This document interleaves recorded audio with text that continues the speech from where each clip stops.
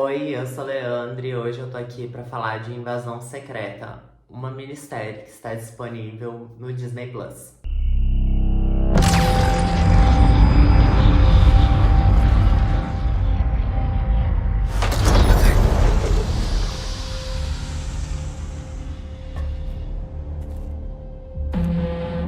Bom, gente, Invasão Secreta é uma minissérie, mais uma minissérie da Marvel, que possui 6 episódios de mais ou menos 50 minutos cada um. E nela a gente vai acompanhar o Nick Fury, que tá de volta na Terra depois de uma longa jornada no espaço, lá na Estação Espacial Secreta, que é citada no final de WandaVision e também no Homem-Aranha Longe de Casa. E o Nick Fury, ele volta pra Terra porque estão ocorrendo atentados terroristas ao redor do mundo e é possível perceber um padrão nesses atentados terroristas e depois a gente vai descobrir que, na verdade, esses atentados estão sendo feitos por Skrulls rebeldes. Os Skrulls são aqueles seres metamorfos, ou seja, eles têm a capacidade de se transformar em qualquer pessoa, incluindo imitar a voz e qualquer trejeito que a pessoa tenha. E eles foram apresentados pra gente lá no filme da Capitã Marvel. E também apareceram em WandaVision, apareceram no Homem-Aranha, que eu já citei, e em mais algumas produções da Marvel, que são tantas que a gente acaba confundindo os personagens e até mesmo misturando as histórias. Então esses Skrulls, eles são liderados pelo Grav, que é um Skrull rebelde, que ele foi treinado pelo Nick Fury, mas ele se voltou contra o Nick Fury logo depois do estalo do Thanos, onde o Nick sumiu. E ele decidiu meio que criar uma organização secreta que acabou se tornando uma espécie de resistência. E depois veio a ser esse movimento Skrull que quer causar uma guerra entre os humanos para que os humanos se matem e eles possam assim ficar com a Terra. Eu tenho pequenas questões com esse plano, eu acho ele bem ruim, mas eu vou chegar lá. E no meio disso tudo, a gente também tem a Gaia, que é interpretada aqui pela Emilia Clarke, a Daenerys Targaryen. Ela é filha do Talos, que é aquele Skrull que é amigo do Nick Fury e ajudou ele e trabalhou para ele durante muitos anos. A Gaia é aquela menina que aparece no filme da Capitã Marvel. E ela é uma rebelde, então ela tá junto com o Gravik, mas ela fica fazendo uma espécie de ponte entre os rebeldes e o pai dela, o que não acaba muito bem. E é assim que o Nick Fury fica sabendo dos Skrulls rebeldes. A gente também tem o Coronel Rhodes, né, o máquina de combate.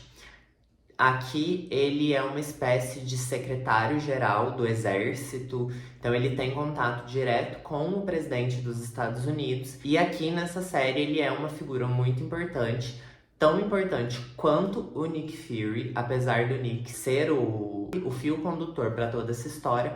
O Coronel Rhodes também tem uma importância muito grande aqui. E eu não vou entrar em muitos detalhes, apesar de que a internet já pipocou todos os acontecimentos dessa série. Eu acho que o maior spoiler é o que envolve o máquina de combate. Então eu não vou citar ele aqui. A gente também descobre que o Nick Fury tem uma esposa aqui e ela é uma Skrull. Gente, isso não é um spoiler. No episódio que ela aparece, 2 minutos depois ela já tá verde. E é isso que faz a gente entender o porquê do Nick se importar tanto com essa raça alienígena desde lá de Capitã Marvel. Apesar de que a gente não vê essas figuras com tanta frequência no universo da Marvel, mas eles têm se tornado muito importantes para a história do Nick Fury aqui no MCU como um todo. E por fim, a gente também tem a introdução de mais uma agente secreta que também trabalha com o Fury, e é a Sonya, a personagem da Olivia Colman. Eu sou apaixonado na Olivia Colman, eu acho que ela é uma atriz impecável. E eu acho que ela é a melhor coisa dessa série de longe. Eu sentaria e assistiria a série inteira de espionagem com ela sendo a coordenadora dos personagens, como o Nick Fury é no MCU. Eu acho ela uma personagem muito interessante, muito cativante. Ela tem um sarcasmo muito grande e ela faz umas piadas muito refinadas. O melhor texto dessa série são as falas da Olivia Colman. Ela está impecável. Ela consegue fazer piada com tortura e a gente consegue dar risada. E esse também é um ponto que eu gostaria de ressaltar, que a série, ela, diferente de outras produções da Marvel, mostra bastante sangue e mostra bastante violência, e uma violência até bem gráfica. Eu fiquei impressionado com algumas cenas e a brutalidade que elas apresentam. E dito tudo isso, posicionando todas essas peças nesse tabuleiro, eu acho que Invasão Secreta seria uma série perfeita se ela tivesse estreado na fase 2 da Marvel.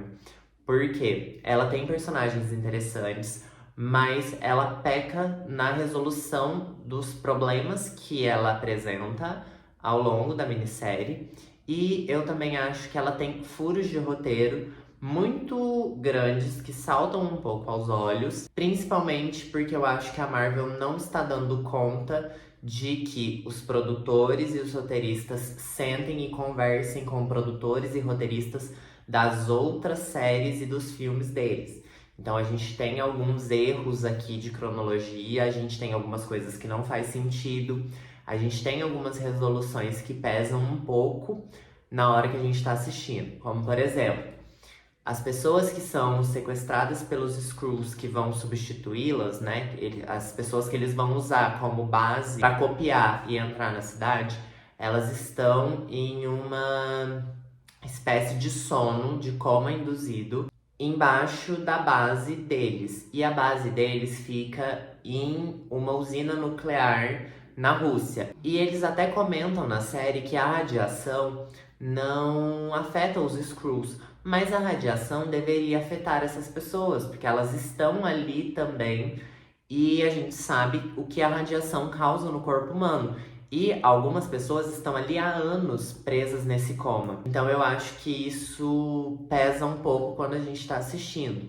A gente também tem uma questão de que o Gravik, além de querer que os humanos se autodestruam para os Skrulls ficarem com o planeta, ele desenvolveu uma máquina que torna os Skrulls Super Skrulls através do DNA de outros seres.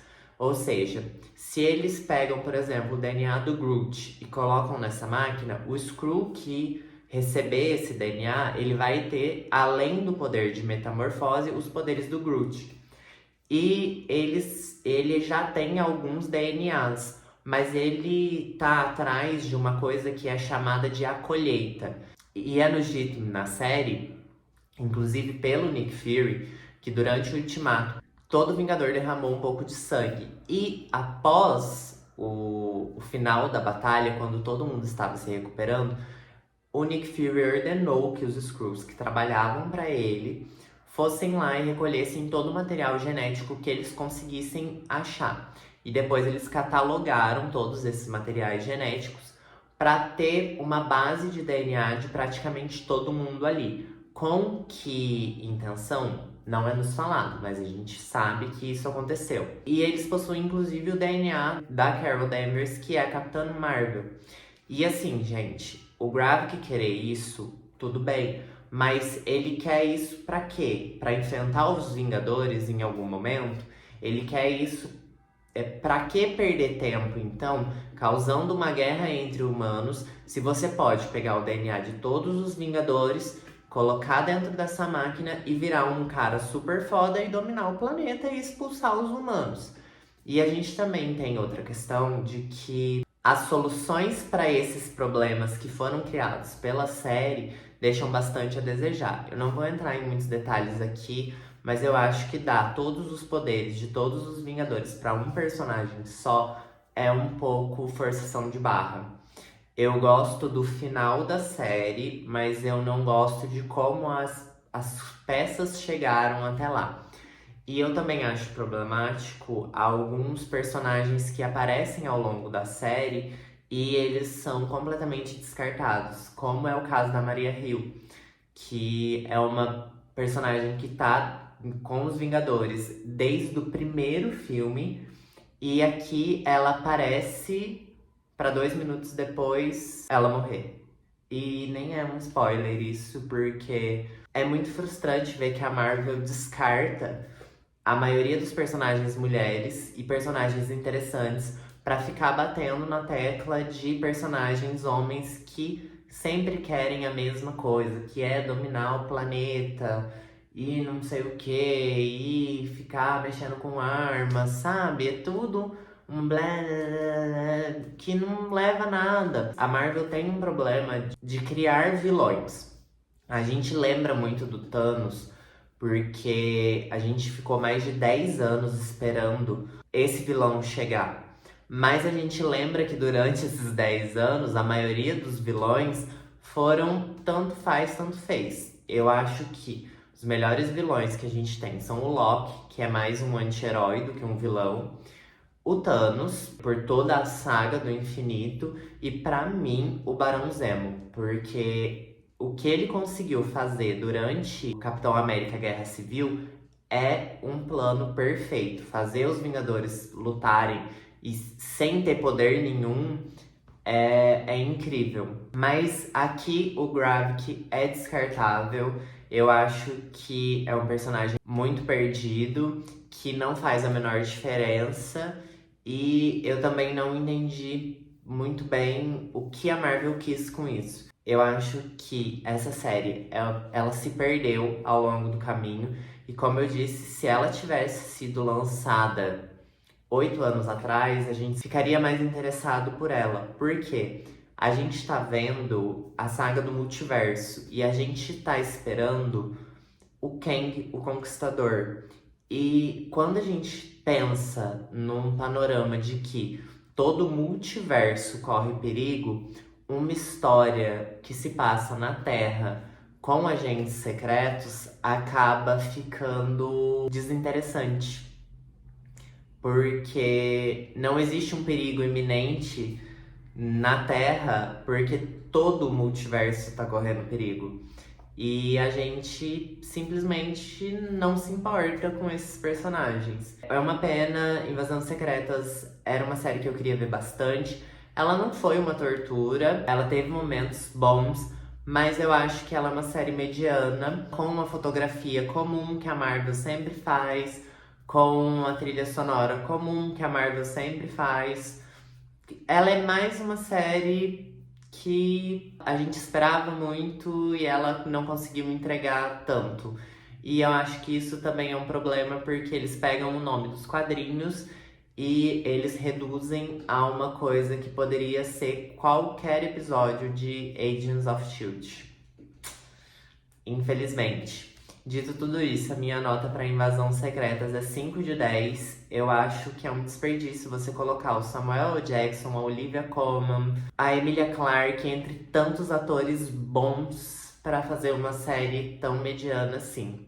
Se vocês gostaram desse vídeo, se inscrevam aqui no canal, deixem o like, compartilhem ele com seus amigos que não sabem muito bem o que assistir ou que são aficionados nas coisas da Marvel e estão um pouco decepcionados, assim como eu. Se inscrevam aqui no canal, isso me ajuda muito a crescer no YouTube. Deixem aqui nos comentários o que vocês acharam da série. É isso, um beijo, até mais e tchau!